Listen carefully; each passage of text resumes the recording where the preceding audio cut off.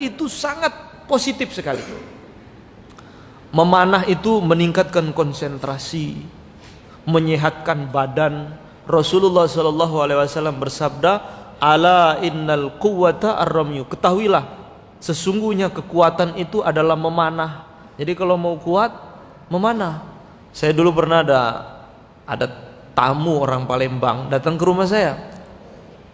Orang Palembang, badannya itu gotot, gede, tinggi.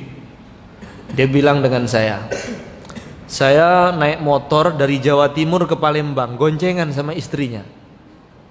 Fisiknya kuat sekali. Tapi dia bilang kepada saya ini Ustadz, walaupun badan saya kuat begini, tapi hubungan rumah tangga saya lemah sekali saya ini. Saya ini lemah, hubungan suami istri saya bermasalah. Ada solusi nggak? Waduh, saya bilang kalau yang begituan jangan tanya saya. Saya ini dari kecil di pesantren, kalau tanya hukum saya cari kitabnya. Tapi kalau yang begini ya tanya dokter Boyke, jangan tanya saya. Saya nggak tahu kalau yang begitu. Tapi kalau antum mau, saya berikan saran. Di dalam hadis Rasulullah SAW bersabda, ala innal quwwata ar-ramyu. Kalau mau kuat, memanah. Itu kuat itu global, kuat fisiknya, kuat kelaki-lakiannya, kuat kefokusannya, kuat akalnya, mana aja. Kira-kira begitu. Saya bilang, saya ngarang-ngarang aja tuh, enggak tahu dari mana. Saya karang aja. Habis itu dia beli busur, beli anak panah, terus dia mulai latihan memanah. Setiap bangun tidur 1 set selama 40 hari. Setelah 40 hari datang ke rumah, dia meluk saya.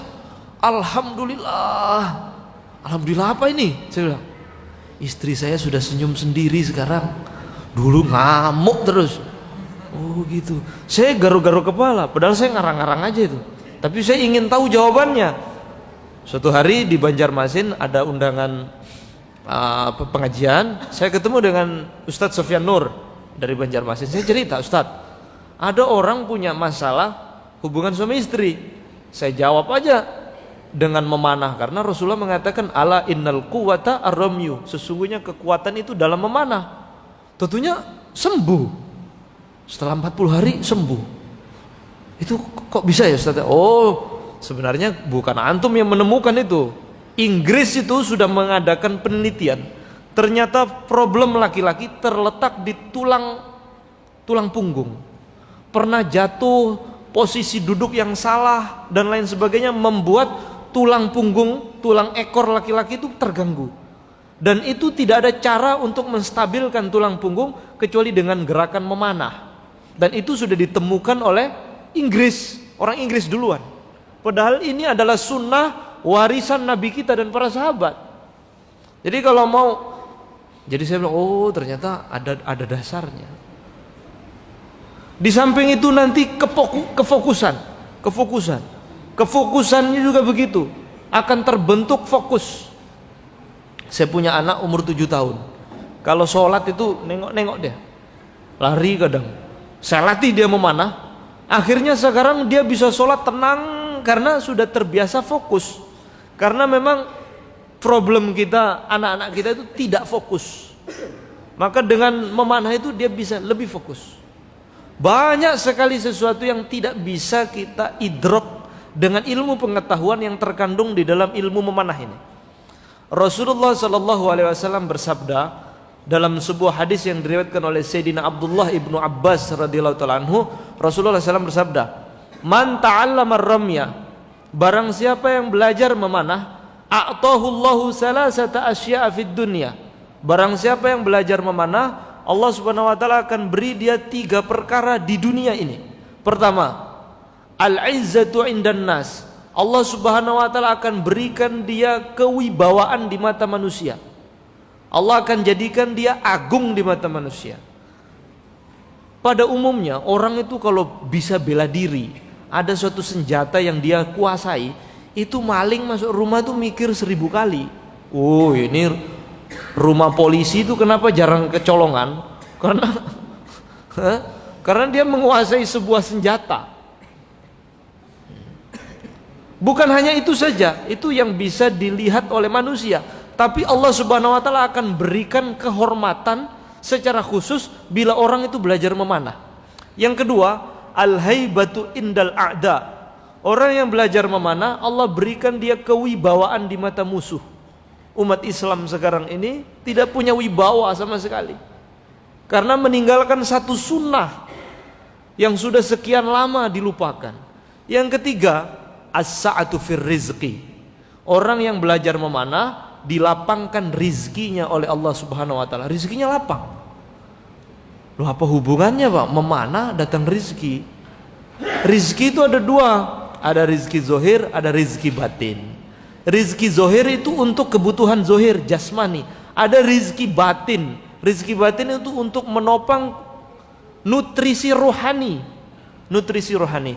Contoh, kita punya uang 100 juta di dalam ATM di kantong kita, tapi tetangga semua cemberut, nggak enak punya duit itu. Di saku kita ada 100 juta, tapi istri cemberut terus dalam rumah, nggak enak punya duit itu. Berarti senyuman istri itu adalah rizki, senyuman tetangga kita itu adalah rizki, anak yang nurut itu adalah rizki. Seandainya aib kita dibuka oleh Allah di samping orang yang duduk di samping kita sekarang, mungkin yang di samping kita nggak mau duduk tuh. Oh, ternyata dia sebenarnya begini.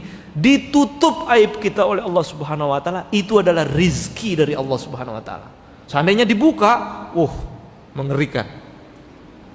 Nah, maka pengertian dilapangkan rizki itu umum sekali. Rizki iman, rizki ilmu dilapangkan oleh Allah.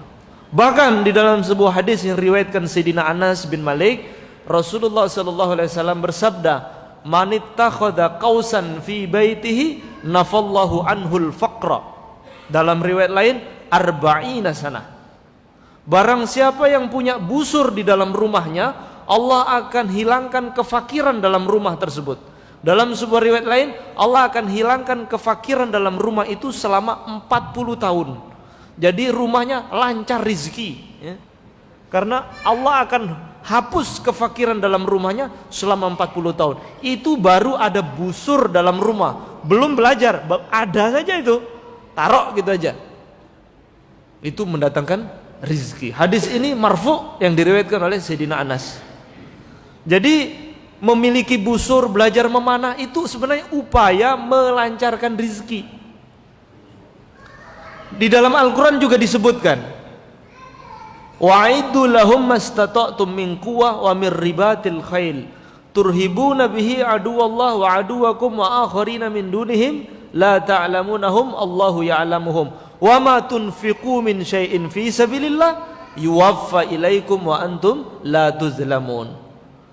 Persiapkanlah diri kalian berupa memanah dan berkuda, menggetarkan hati musuh kalian dan musuh Allah dan yang lain yang kalian tidak tahu, hanya Allah yang tahu.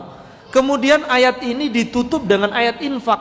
Apa yang kalian infakkan untuk beli kuda, beli busur, beli anak panah, wa matunfiku min syai'in fi sabilillah, di jalan Allah, yuwaffa ilaikum, Allah akan sempurnakan balasannya di dunia dan di akhirat, wa antum la tuzlamun, dan kalian tidak akan dizolimi sama sekali, tidak akan dianiaya. Artinya apa?